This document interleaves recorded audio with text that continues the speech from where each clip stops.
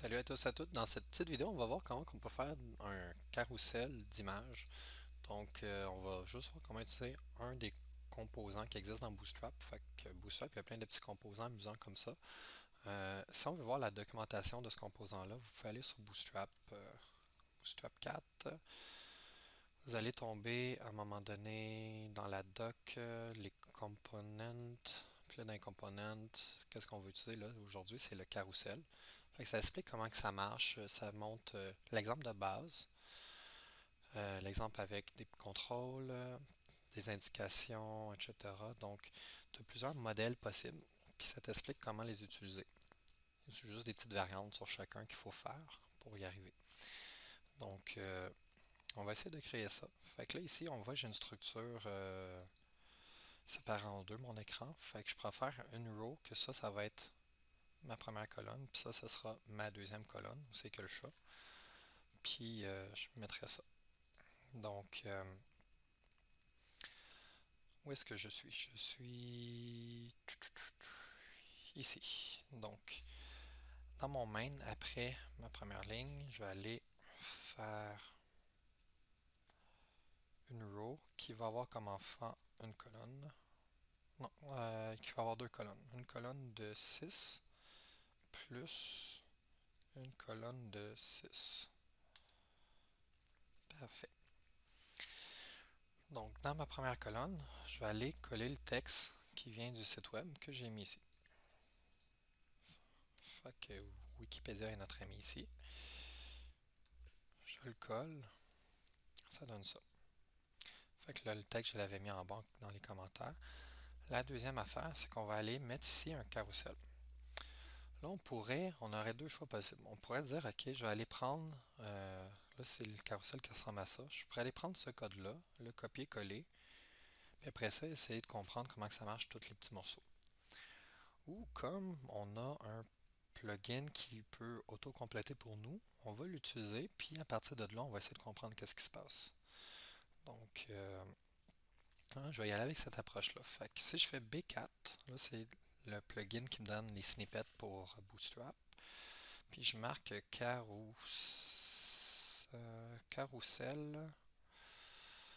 Maintenant, je prends le carrousel avec les valeurs par défaut. Je vais faire tab dessus.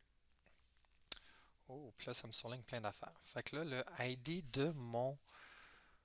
Là, ici, je dois aller mettre le ID de mon carrousel. Fait que je dois lui donner un nom absolument. Fait que je vais dire, OK, ça va être mon carrousel. Après ça, ici, c'est tout. Fait que je vais faire un tab pour passer au prochain. Fait que là, ce serait la première image, la- le texte pour la première image, après ça, la deuxième image, ainsi de suite. C'est tout.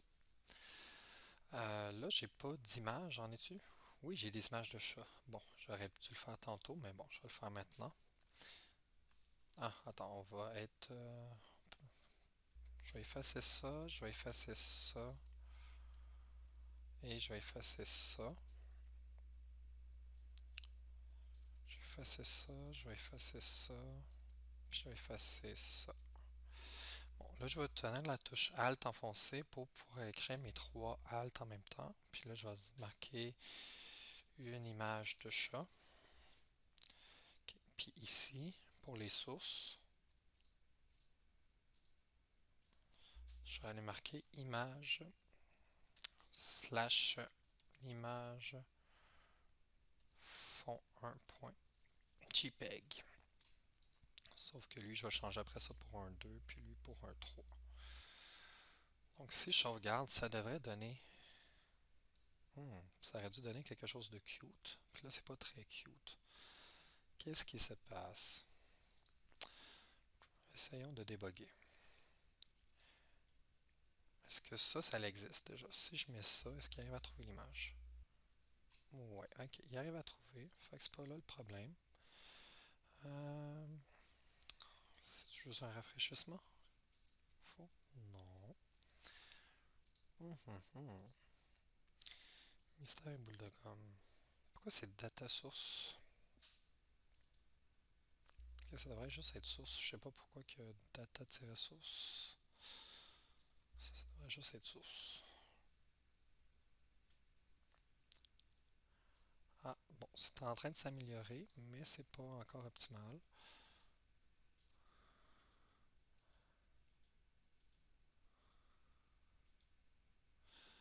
Ah, ouais, ok, je comprends. Je devrais peut-être mettre les images fluides.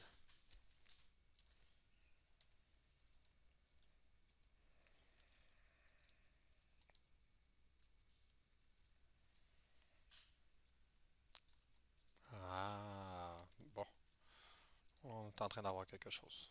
Ouais, ouais. Donc, je le savais, je faisais juste vous tester. Fait qu'on a pu solutionner un petit problème ensemble. Fait que je suis juste curieux. Faites-le pas, mais je veux juste aller revoir. Est-ce que c'est le snippet qui est comme ça, qui est en...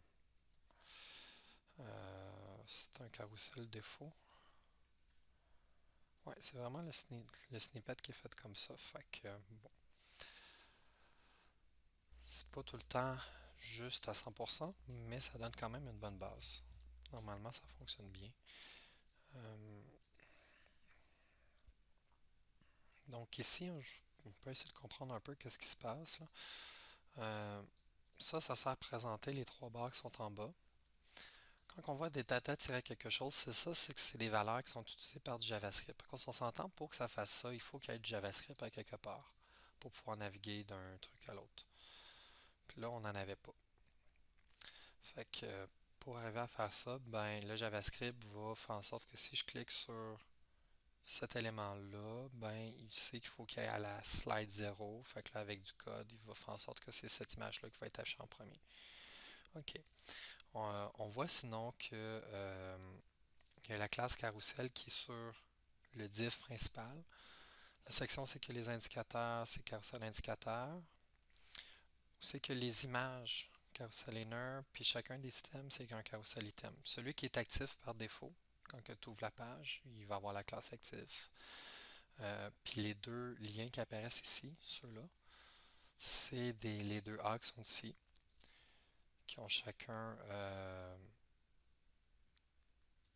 il y en a un qui fait le previous, l'autre le next. Puis l'important, il faut qu'il pointe, qu'il y ait un lien vers le div contenant le carrousel. Fait que ça, quand on a eu l'aide au début pour le construire, ben on a changé l'ID ici, puis ça l'avait changé partout. Fait qu'on n'a pas trop à se casser la tête. Mais je vous conseille quand même toujours de regarder un petit peu la doc, voir les différents exemples qu'il y a.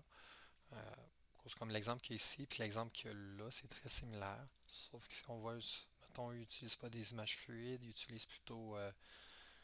ils disent que ça va être un bloc qui prend 100% de l'espace. Bof, ça revient à peu près à la même chose. Mais bon, on pourrait le changer pour voir, mais juste, c'était juste pour vous montrer un petit exemple, là. Donc, j'espère que vous avez apprécié un petit peu. Je suis juste curieux de voir si ça fait une différence. Bof, pas vraiment, non. Fait que, on peut passer à la prochaine vidéo. Fait que la prochaine vidéo, ça va être un autre composant de Bootstrap qu'on va regarder un petit peu comment ça peut fonctionner.